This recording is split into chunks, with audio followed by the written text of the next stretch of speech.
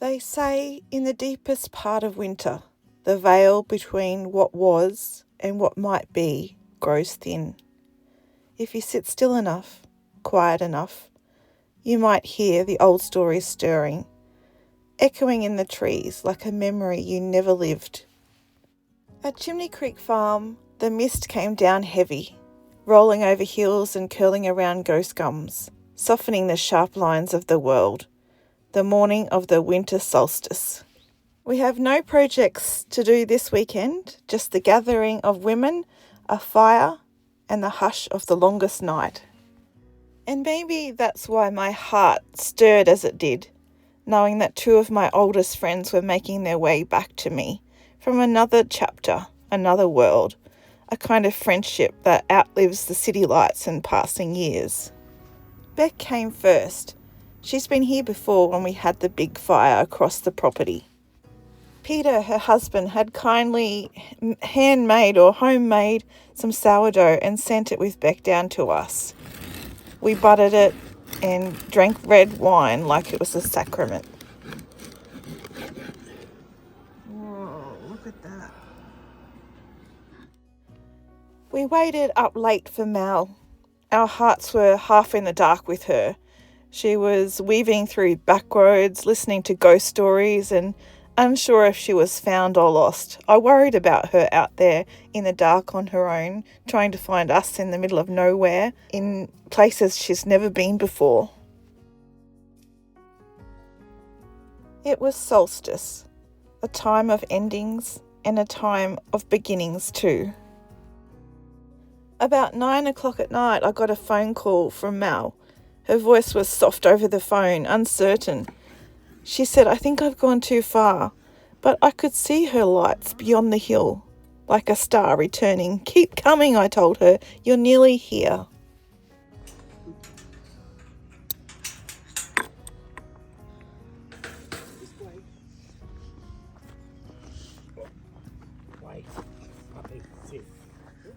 Hello! You're here! The next day, we gave Beck and Mal a tour of the property. Oh, Rue's just there. Mal was actually our broker that helped us buy this property about 4 years ago now. She was brilliant, and I'll link her details in the description of my video down below. And this is where we got bogged the other day trying to get some firewood. The wind atop the ridge whipped at our coats and hair, but the view was fierce and clean, and that hill calls to us. One day, hopefully, our house will stand here, wind-washed and rooted deep. An artist called Crystal Heart on YouTube has actually painted our scene from here, and it moves something deep in me to see our life through her eyes. She's actually sending us the paintings, so hopefully I'll get to show you that soon. And I'll put a link to her YouTube channel in my description down below. Yeah, that's a this way. That's the dream. So that's Donnybrook State Forest on the hills. Yeah. It was so nice for Mal to finally see the place that she'd helped us buy about 4 years ago now. We settled into the rhythm of old ways, and Beck and Mal helped prepare dinner.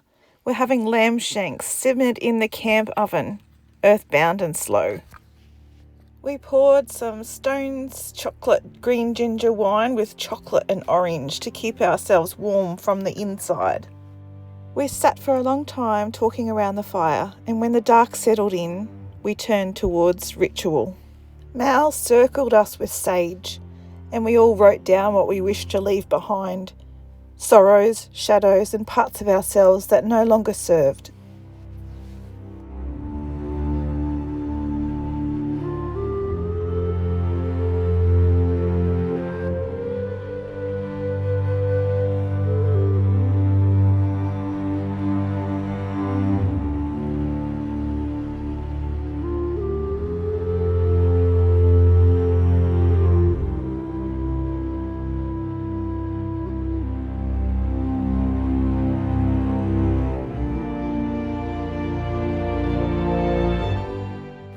What we wished to leave behind was burnt into the fire. The paper curled and vanished, and the fire answered back with sparks.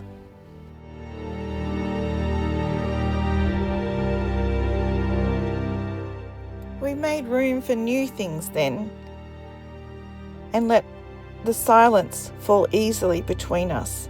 We toasted marshmallows and laughed until the cold caught our bones.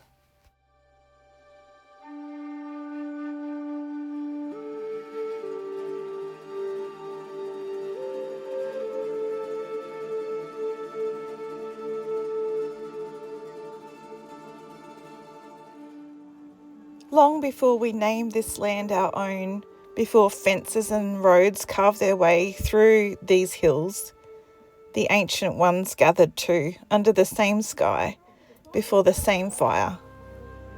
Like Wilfred and her with such peaceful eyes. That's a good one. That's a good one. You're supposed to let them in too. The women would gather, cloaked in wool and shadow. They lit fires not just for warmth, but for memory, for the souls of the dead and the spirits of the forests. And the smoke rose like prayers, drifting skyward through the dark. And they waited, and they listened, because on this night the veil thins, time bends, and land listens back. We may not have all their rights or speak their tongue, but something of their knowing lives in us still, in our laughter and letting go, in the fire that holds both endings and beginnings.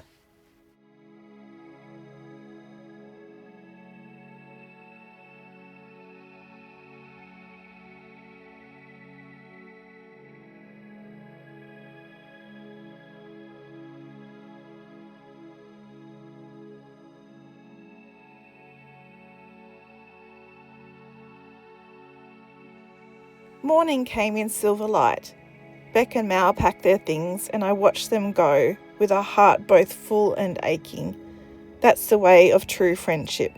It's never quite enough time, yet always enough to carry you. And so the solstice passed, as all things do, quietly, with smoke in our hair and ash on our fingers. What we burned was more than paper. It was old pain, tired fears, and the weight of what no longer serves us. And in its place we planted something tender, a promise, that this would be a tradition now, a ritual of light and letting go, of laughter, red wine, and walking barefoot through the dark.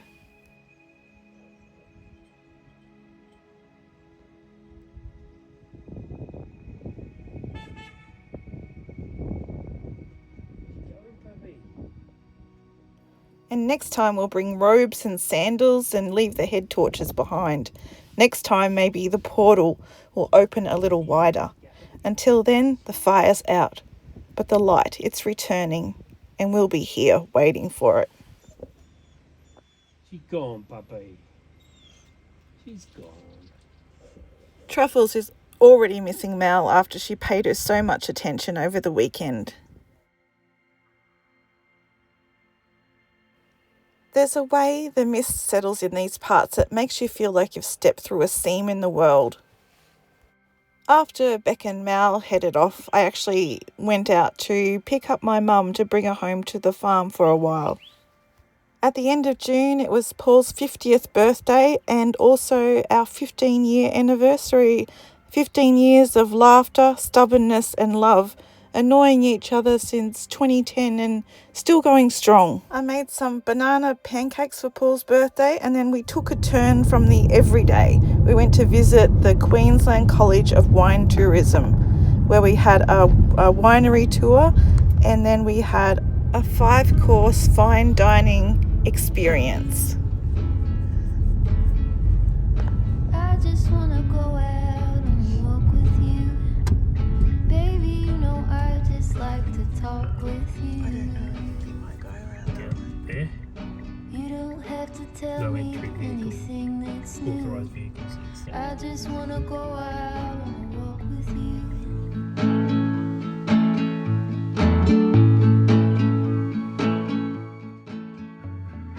I just wanna see your shadow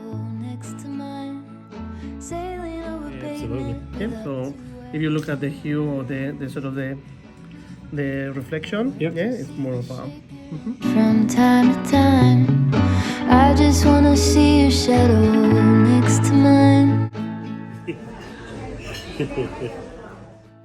There's something sacred about being loved by someone who's seen every part of you, the tired parts, the hard parts, the pieces you're still trying to make peace with, and stays, who keeps showing up through seasons of grief, of mess, of joy, of change. That kind of love is a rare kind of magic, and we all need some of it.